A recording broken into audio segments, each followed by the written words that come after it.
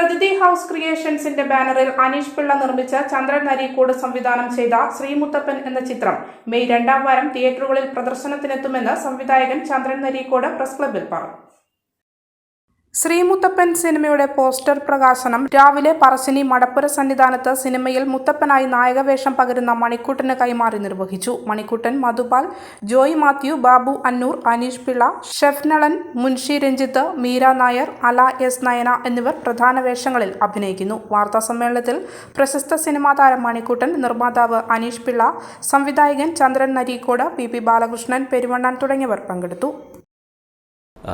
ഇന്ന് ഇങ്ങനൊരു സത്യം പറഞ്ഞാൽ പോസ്റ്റർ റിലീസിൻ്റെ ഭാഗമായിട്ടാണ് ഞാനിപ്പോൾ എറണാകുളത്ത് ഷൂട്ട് കിടക്കുകയാണ്.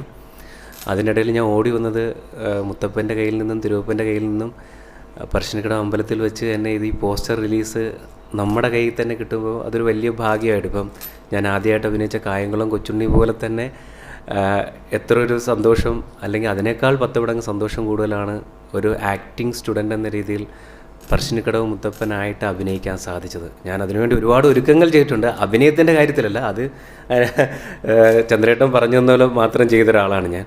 പക്ഷേ ഈ വ്രതമൊക്കെ നോക്കിയിട്ടാണ് ഞാൻ ആ ഒരു കഥാപാത്രത്തിന് വേണ്ടി പ്രിപ്പയർ ആയത്.